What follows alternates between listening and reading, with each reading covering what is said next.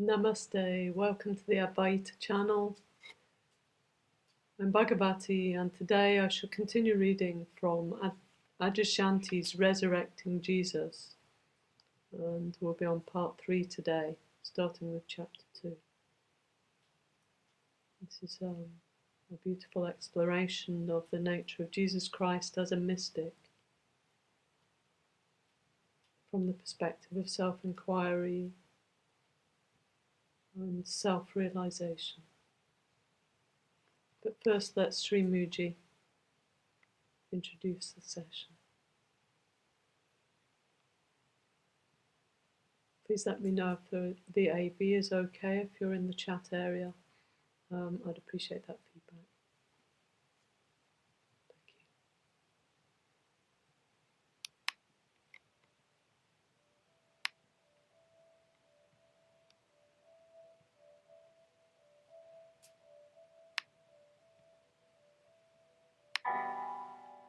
Beloved Father, who dwells within the soul of my being, whose name is I Am. Veneration to your holy name. Thy kingdom is here. Thy will prevails throughout the earth as it does in the heavenly realms of my soul. You open your hands and satisfy the hunger of all living beings.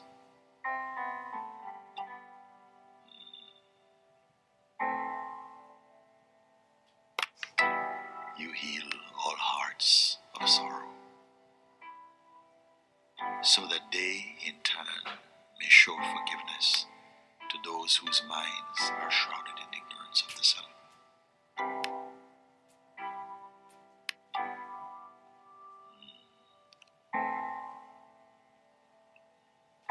Beloved Mother, who imparts to all the sense of choice, so we may finally come to choose you who are truth, and thus find everlasting freedom. Glory to your name, O truth. For yours is the kingdom of existence, of peace and love. All power and glory emanates from you alone, who imparts to all the wisdom, light, love, and courage to refer to themselves as I am.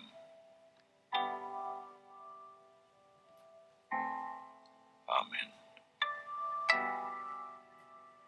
Om.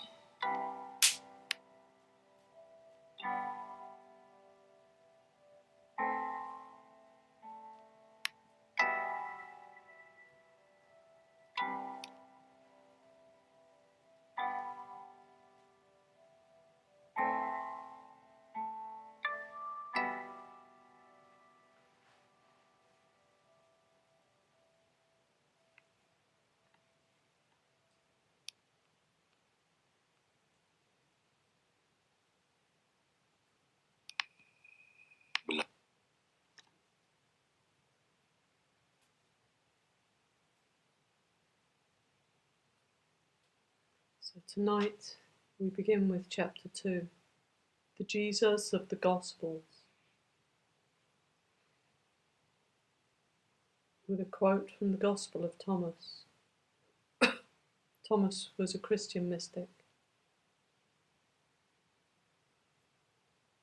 perhaps one of the first.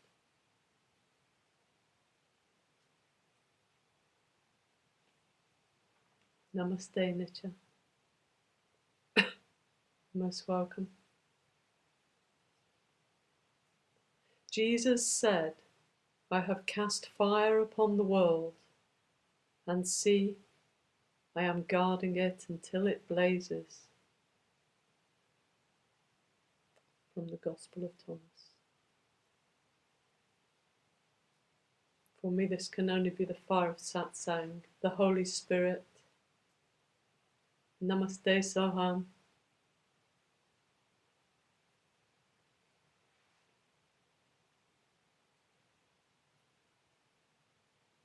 So we're still looking at Adyashanti's background and connection with Jesus Christ, and how he felt he received a transmission of Christ through his experiences coming into contact with the teachings and writings, sharings of the Christian mystics. So remember, at this point he's been not just a student of Zen for 14 years, but he's now been asked to teach. Let's fast forward a dozen years. My Zen teacher had at this point asked me to teach, and I began sharing the Dharma, giving talks, having retreats, following the trajectory of a contemporary spiritual teacher. I have never felt like it was my aim as a teacher to spread Buddhism. And in fact, my teacher didn't even ask me to try to do that.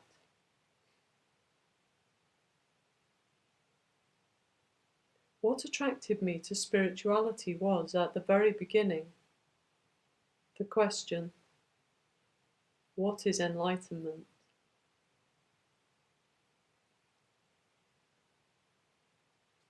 This question is what I'm primarily interested in as a teacher, and what I'm there to awaken in the hearts and minds of the people who come to be with me.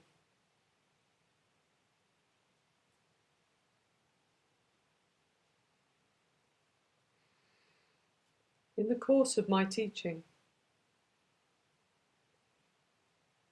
I discovered that whenever I talk about the Jesus story, it tends to resonate with people. That's not surprising, because the Western mind has been dominated by Christianity for more than 2,000 years.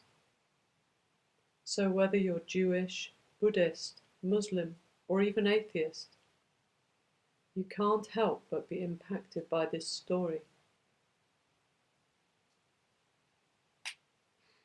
This fact alone makes the story worthy of re-examining, and in doing so, we might find that the Jesus we've been told about is very different from the Jesus in the Gospels.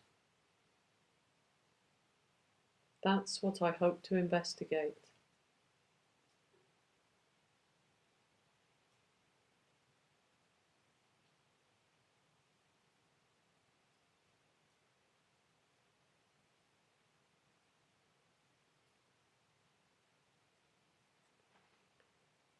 Reading the good news. Like many people, my sense of who Jesus was, primarily, was informed by the prevailing culture. The Jesus that I knew was really the Jesus that I saw on TV and in movies.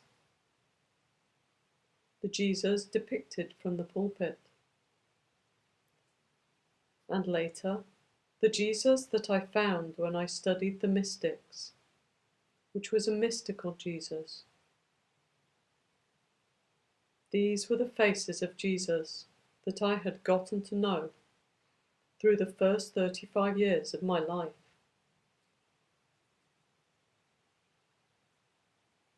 It may seem strange, but even through all my study of the Christian mystics, and remember he read over 200 books of the Christian mystics, so Adyashanti was pretty extensive in this study. I had never actually sat down and read the 4 Gospels. I never really read through the biblical story of Jesus.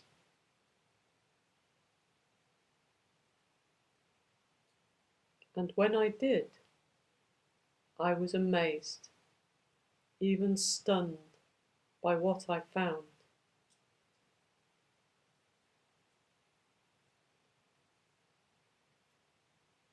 I know this from spending some time around Guruji, living at Sahaja, listening to him maybe of an evening. He would sometimes read from the Bible to us, and his knowledge of the Bible is so extensive, even he can read from the Bible without a Bible in his hands.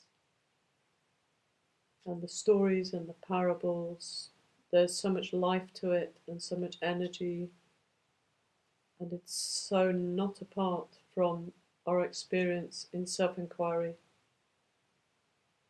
It's not separate in any way from our experience in Advaita.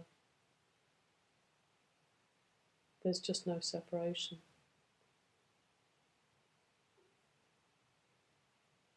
The Jesus that I found in the Gospels wasn't like the Jesus that I had absorbed through my culture, or even the Jesus brought to life by the mystics. What I found in the story was an incredible revolutionary figure, someone who broke down barriers and lines of separation, whether in the culture at large, in the political arena, or in the religion that he was brought up in. When I read the Gospels, something in me deeply connected with Jesus, the revolutionary mystic, the one who is actually courageous enough to move through life, guided and inspired by the dynamic of his spiritual essence.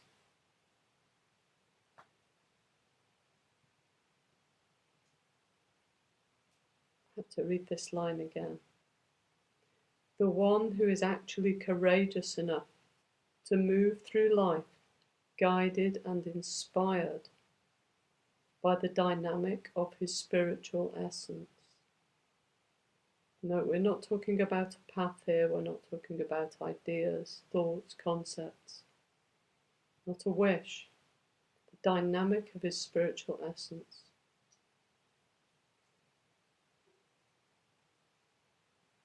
Here is a Jesus who's carried along by life's energy.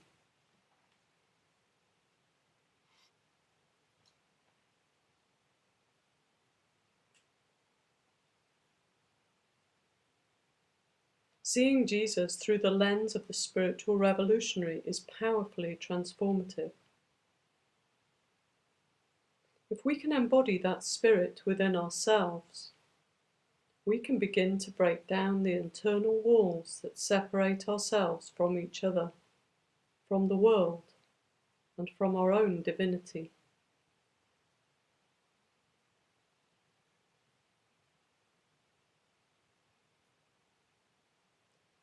There are many lenses through which to view the Jesus story. Jesus the revolutionary, I believe, is one of the most powerful lenses for our contemporary spiritual culture.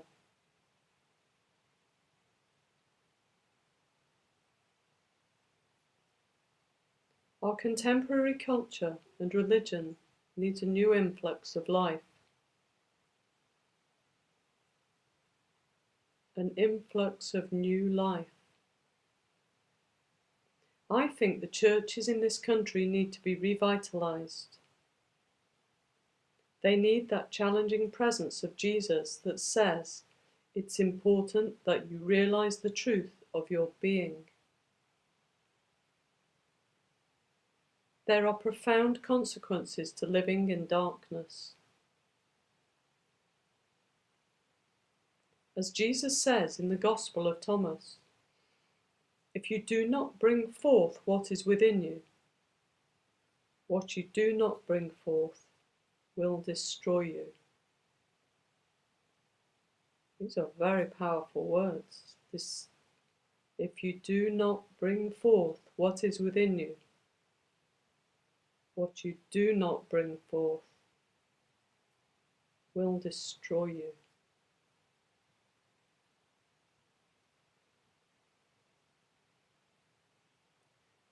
Jesus, as a revolutionary, as a powerful lens. But as I said, it's not the only one. In each of the 4 Gospels of the New Testament, we get a unique portrayal of Jesus and his story through a unique interpretive lens. The Gospels of Mark, Matthew, Luke, and John each offer a different interpretation of the story.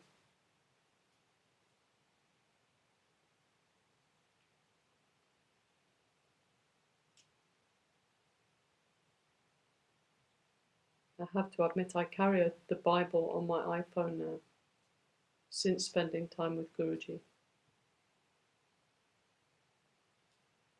This man, Jesus Christ, is such an inspiration to us when seen through a clear lens and seen without our cultural views and seen in truth. The Gospel writers differ profoundly in where they put different elements of the story.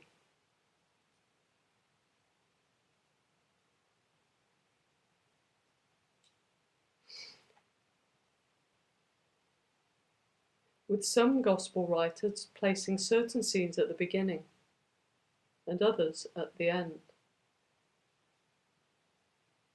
It's very clear that the writers of the Gospels were writing this story very creatively in order to create different meanings and to convey different agendas. And each offers a different portrait of Jesus.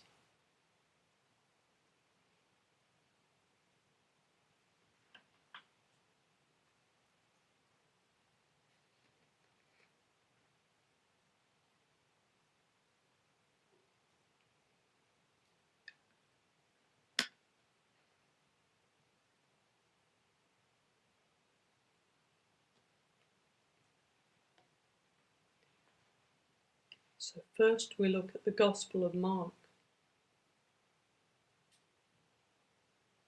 I find that lens through which the Gospel of Mark looks at Jesus is particularly compelling. In this Gospel, Jesus is portrayed as a real revolutionary, and also as someone who throughout the story is embodying a paradox. He has awakened to the reality of his own divinity, but he's still searching for his role in the greater culture and experimenting to see how to convey what he has experienced.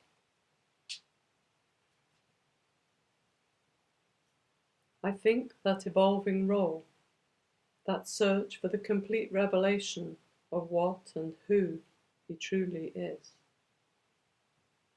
particularly relevant for our culture.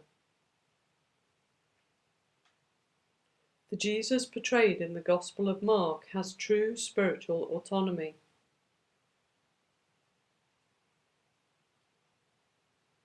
In modern language, you might say he is his own man.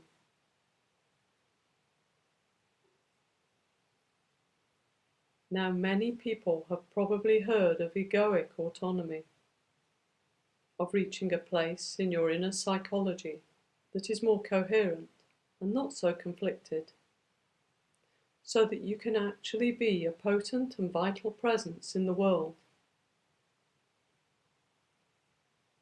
But spiritual autonomy, as Jesus embodies it, goes far beyond that.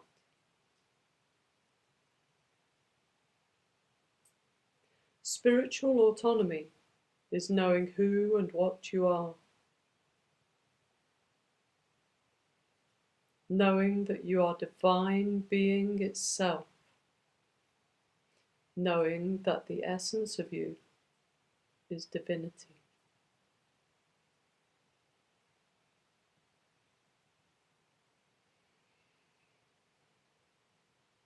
You are moving in the world of time and space appearing as a human being.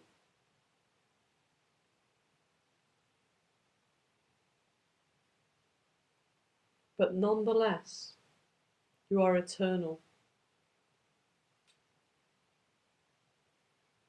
Eternal divine being, the timeless breaking through and operating within the world of time.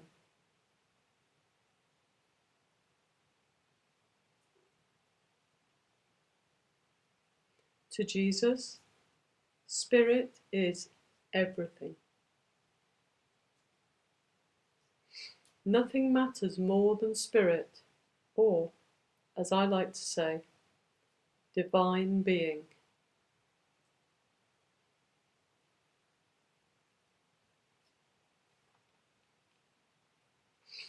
Divine being is what Jesus is here for. It is the vitality source from which he moves, from which he speaks, from which his critique arises. He is the living presence of divine being.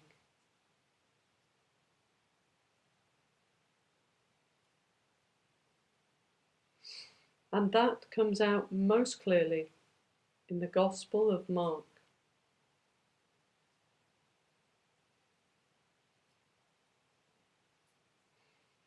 This Gospel uniquely conveys Jesus' search for himself.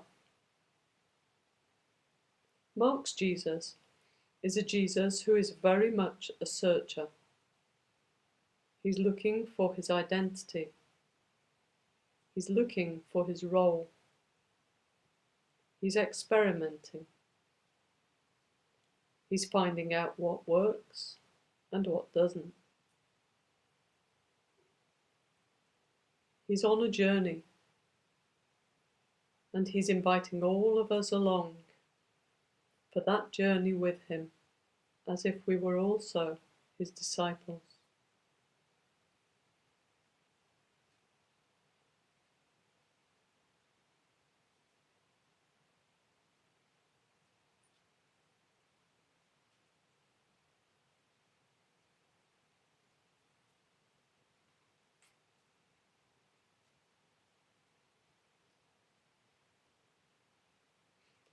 And I see how the Sangha and the Sangha of being move around Ananta.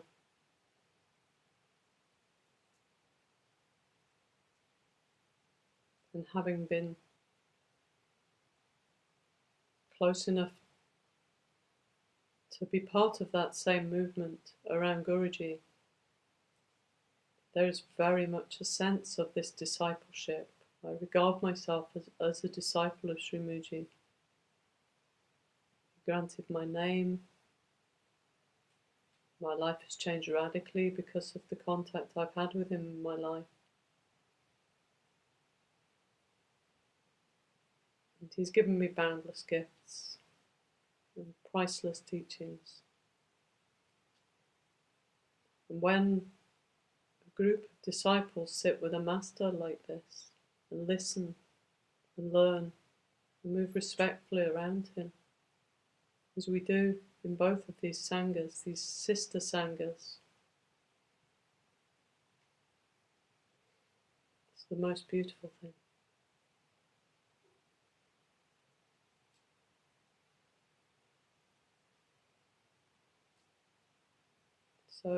So many people I've heard have said this from this same experience of staying at Monte Sahaja, even for a while, the sense of how it must have been with Jesus Christ and his disciples. So when I read these stories, they're very much alive for me.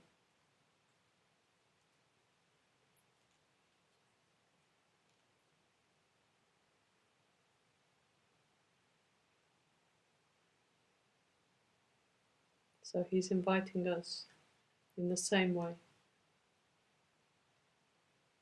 Of all the Gospels, as I mentioned, Mark most clearly shows us Jesus, the spiritual revolutionary. In this Gospel, Jesus has an almost bitter rejection of corruption at any level. He's a critic of the religion that he was brought up in. Jesus is a Jew.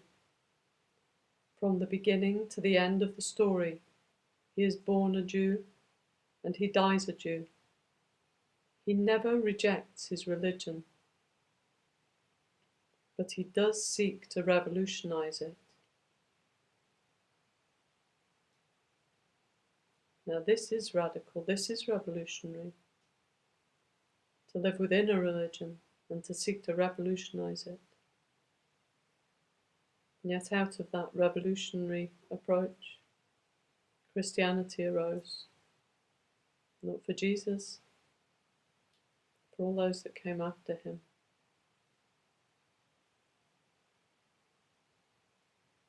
I remember as a small child when I was at Catholic school, and we would go to Mass not just once a week, but you would go once or twice during the week as well.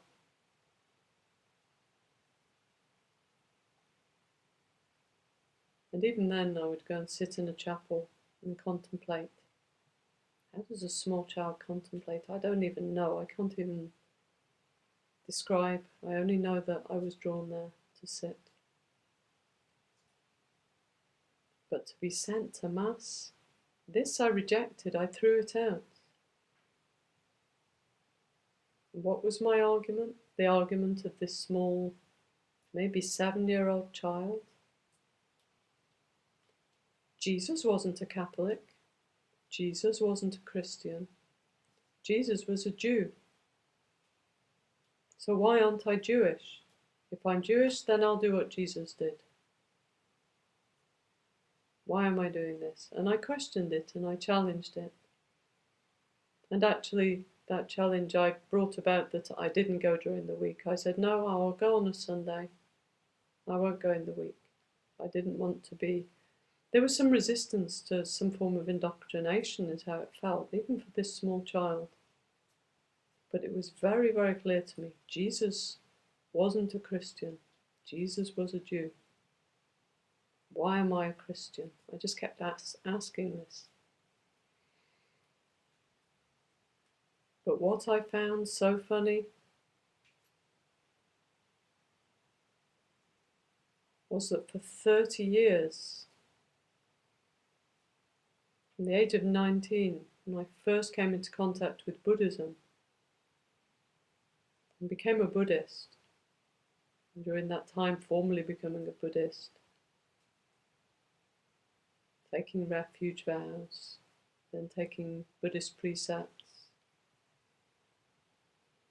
then beginning to train as a Zen Buddhist teacher. And at no point did I question it. And then one day, after I'd discovered Sri Muji, I woke up and smelt the coffee and said, just a minute. Buddha wasn't a Buddhist.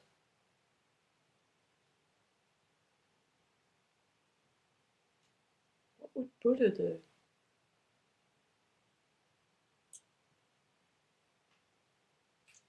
And then I looked and realized I'd made the same mistake. 30 years, the same mistake.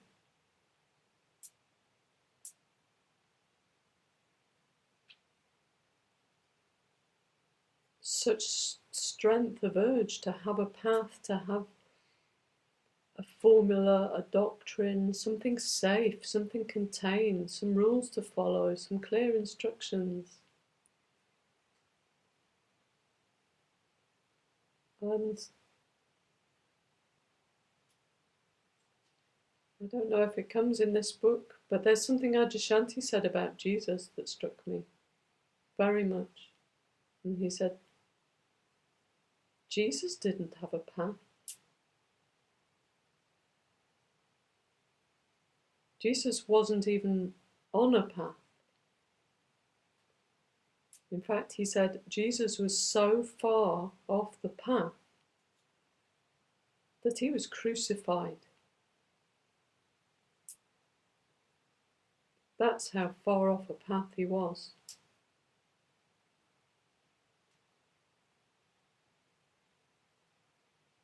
And even that, he wouldn't turn back from the truth. For nothing. He turned back from the truth for nothing.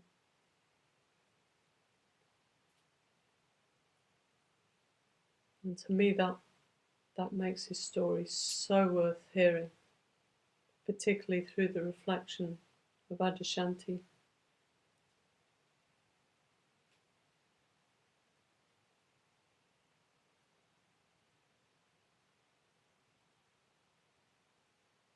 I see Soham here saying he'd been through that one himself about Buddha.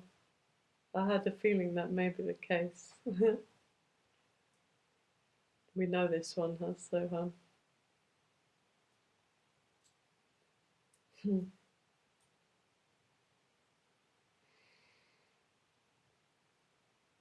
So Jesus never rejects his religion, but he seeks to revolutionize it.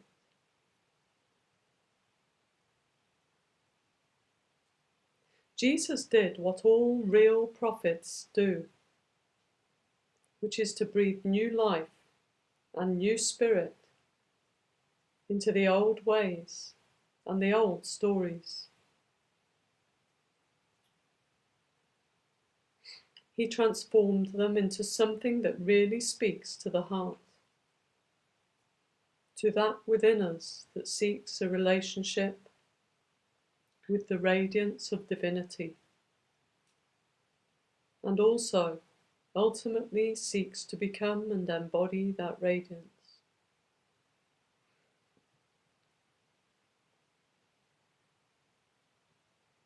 Ultimately, the sole concern of Jesus, as depicted in the Gospel of Mark, is with awakening people to eternal life, to discovering divine being within themselves.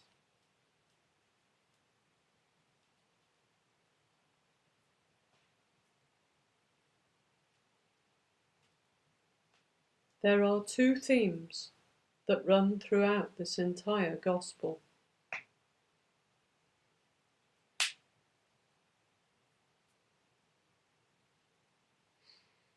One of them is Jesus' evolving role, how he sees himself, how he transmits his teaching, how through the story he evolves his understanding of his role in life.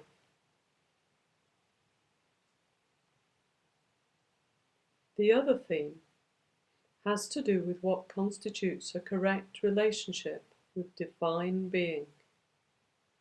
It's that divine being again. The divine. I hear Guruji's words when I hear that word. So often this word on his lips. Divine being, the divine within us.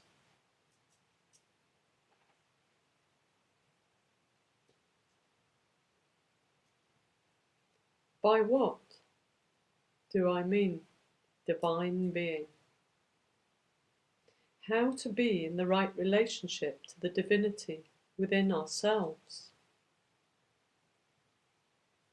What is the correct and useful way to approach the mystery of our own existence?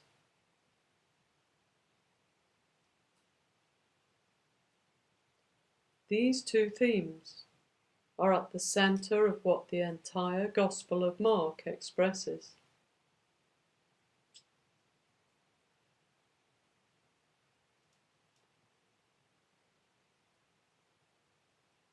So let's look at them again as they're clear, these two themes.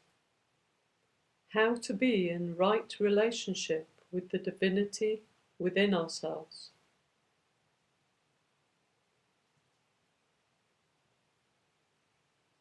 And what is the correct and useful way to approach the mystery of our own existence?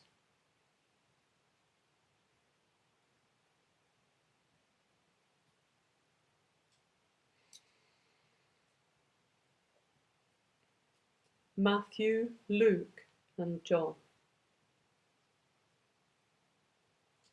Even though Mark provides my central inspiration and interpretive lens, I'll also explore material from all the other Gospels.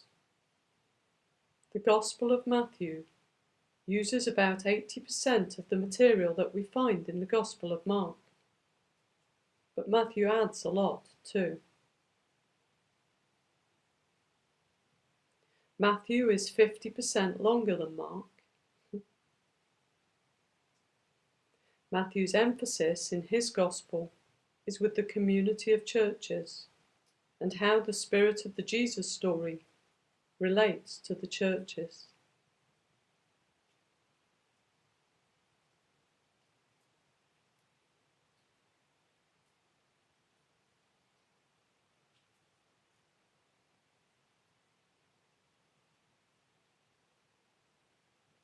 It's funny, when I give these readings, it feels a little like giving a reading in a church.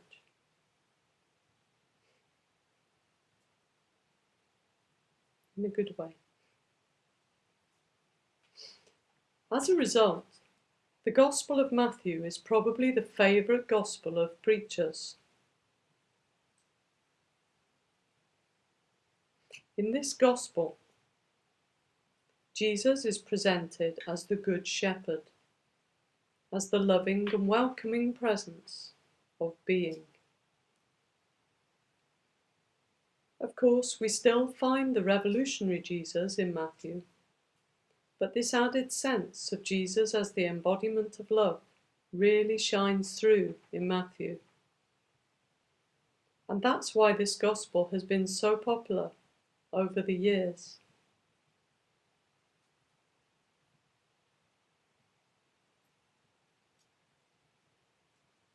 And of course, these Gospels only present 4 perspectives on Jesus.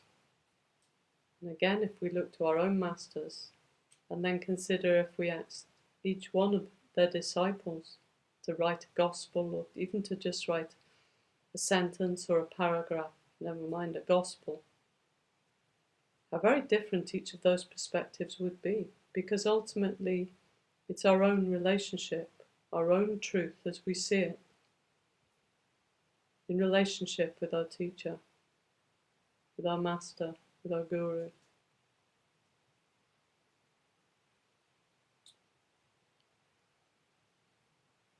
The Gospel of Luke sees Jesus as the fulfillment of the Old Testament prophecies. Luke was speaking to a much wider audience than Matthew, and we sense that as we read the Gospel of Luke, the story has a more universal feel, in order to reach beyond the particular Jewish culture of the time and connect with the Gentiles.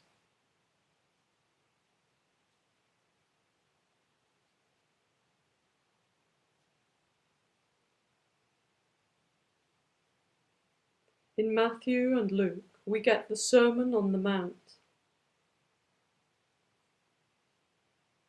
In Matthew, the Beatitudes. This is the Jesus that most people imagine. Jesus, the Good Shepherd. A beautiful, open-hearted well of compassion and infinite love. That aspect of Jesus will be brought out too, because the transmission of infinite love is a very important part of the story.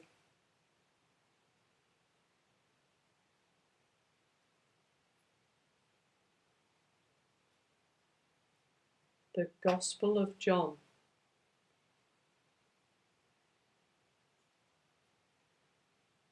The Gospel of John is the most mystical of the Gospels.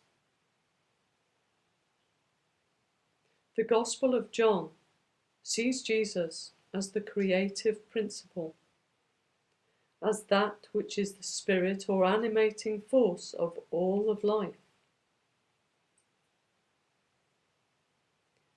Jesus takes on a very transcendent quality.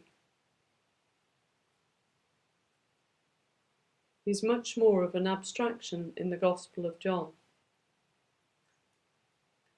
He's magisterial, beyond everything that seems to be happening to him. The tragic element of his story doesn't ever seem to affect him.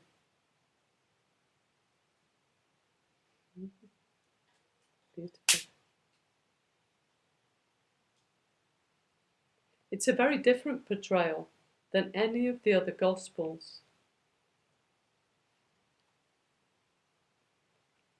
John wasn't nearly as interested in Jesus' humanity as he was in Jesus' divinity. In fact, in John, the figure of Jesus usurps the entire Old Testament, and Jesus becomes the principle of creation itself.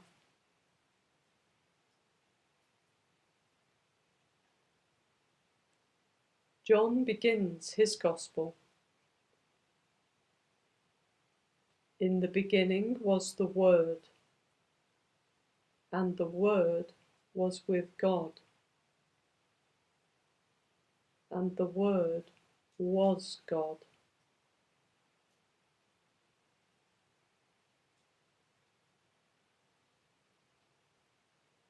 This is from John chapter 1 verse 1, the NIV, the New International Version of the Bible. I was going to mention at the end, but as it pops up here, this is the edition of the Bible that Guruji reads from and was brought up on, and this is the one that I carry. It's a very, very beautiful edition to follow, and in fact there's a version you can get where the spoken words of Jesus are highlighted in red, so you can very clearly see the difference between those words which are quotes and those words which are the perceptions of others.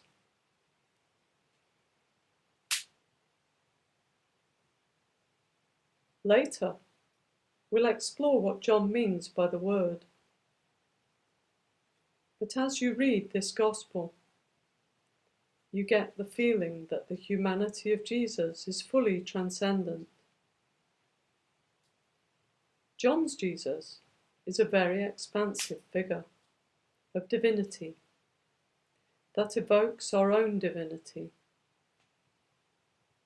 that which was never touched by the world of time and space, that within you that was constant through all the difficult or tragic moments of your life, as the witness to them all, that which never fully enters the world of time, that which is always transcendent of everything that will ever happen. That is a very liberating aspect of divine being also, and a key part of what John wanted to convey.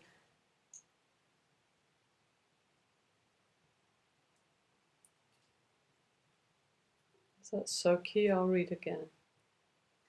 John's Jesus is a very expansive figure of divinity that evokes our own divinity, that which was never touched by the world of time and space, that within you that was constant through all the difficult or tragic moments of your life, as the witness to them all, that which never fully enters the world of time, that which is always transcendent of everything that will ever happen. That is a very liberating aspect of divine being, and a key part of what John wanted to convey.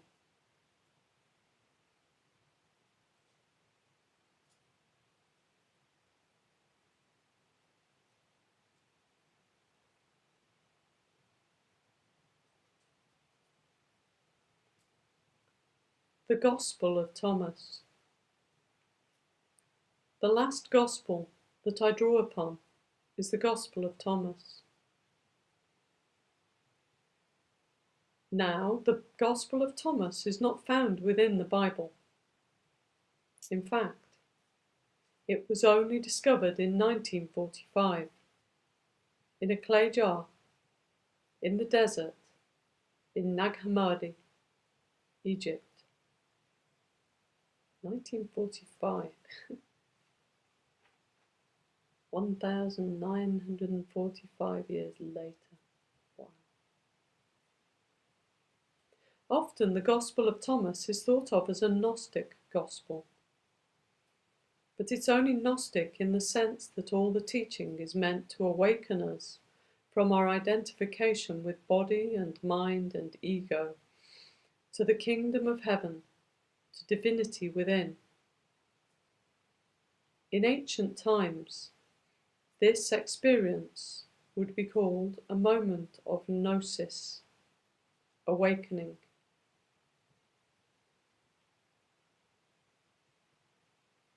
For those that are not familiar with the term Gnostic, it means relating to knowledge, especially esoteric, mystical knowledge.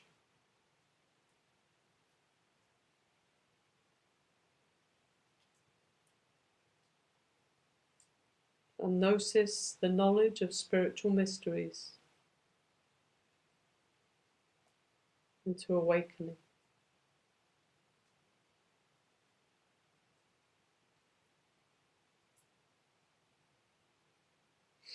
The Gospel of Thomas differs from the four Gospels of the New Testament in that it portrays Jesus as a teacher.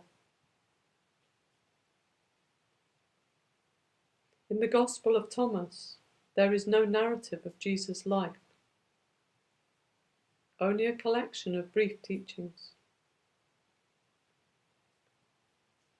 These sayings of Jesus are sometimes obviously instructive, but at other times they function more like a Zen koan. A koan is a beg your pardon. A koan is a riddle that you cannot solve with your dualistic, conceptual mind. You actually have to move into a state of spiritual awakening in order to understand it.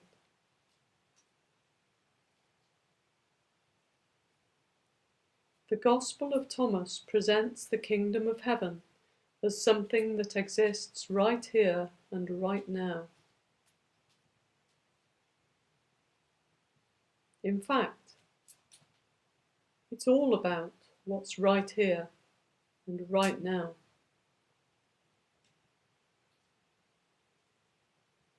In it, we find Jesus saying, "The kingdom of the Father is spread out upon the earth, and men do not see it."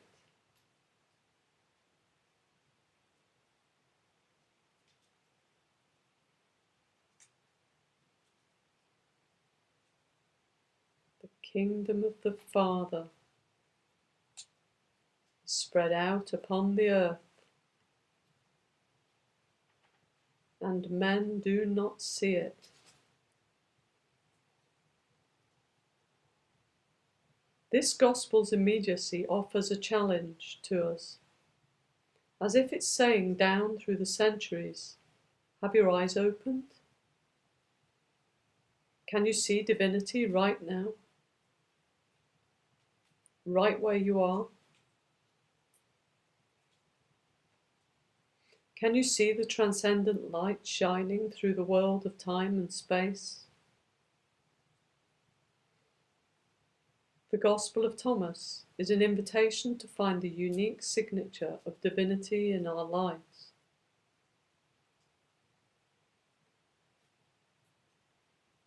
The Gospel of Thomas also focuses on our identity. What we find in both the Old and New Testaments is an emphasis on our relationship with God, with the transcendent deity,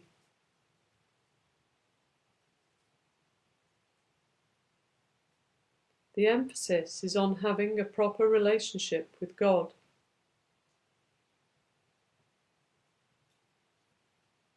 Of course, in the New Testament Gospels, there are times when Jesus goes beyond relationship, as when he says, "You are the light of the world."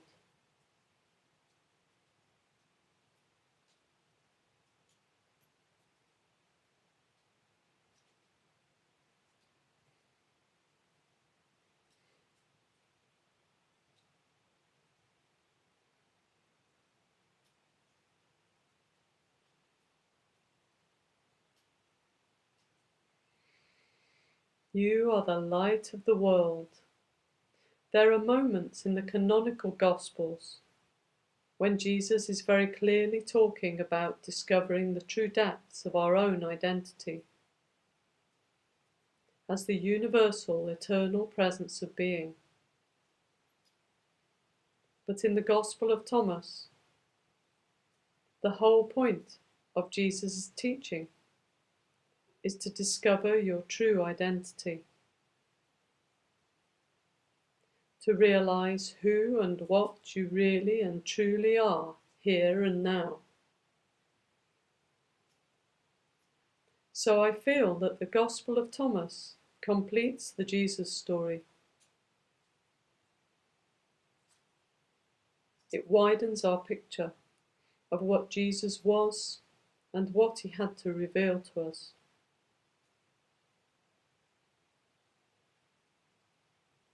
In Resurrecting Jesus, as we explore the Jesus story, I'll be pulling from each of the Gospels at different times, with the Gospel of Mark as my primary motif and inspiration.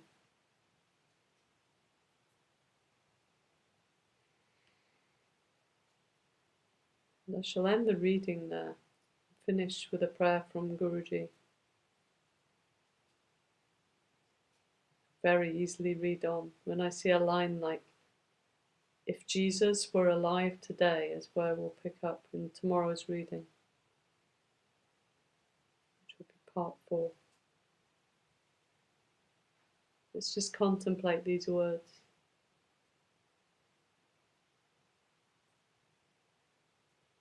The meaning of this life of Christ, this gift that he's brought to the world, a living demonstration, even now, alive in the hearts of so many.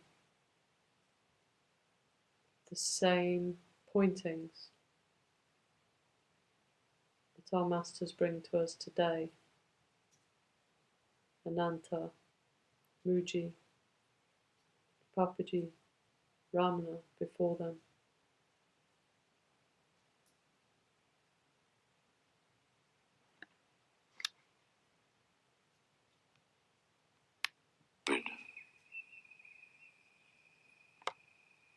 All that you perceive is transient, is passing. But you are the unchanging one, timeless and perfect. Rid yourself of all delusions and come lay down here in the silence of being. For unlike time, you are not passing. You are the formless within all forms, the silence and stillness inside all movements of time and manifestation. Arise into the fullness of your real nature as the unchanging self, the goal and source of all being. Namah Shivaya. Om Namah Shivaya.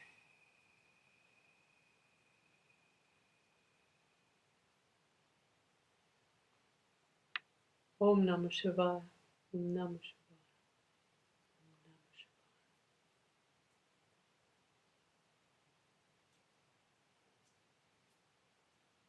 Om Shri Satguru Jesus Christ Ki Jai.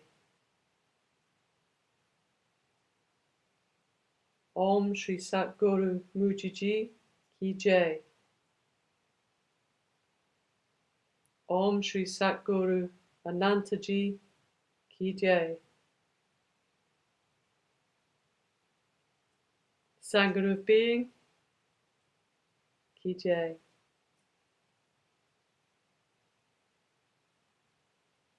Om Namah Shivaya.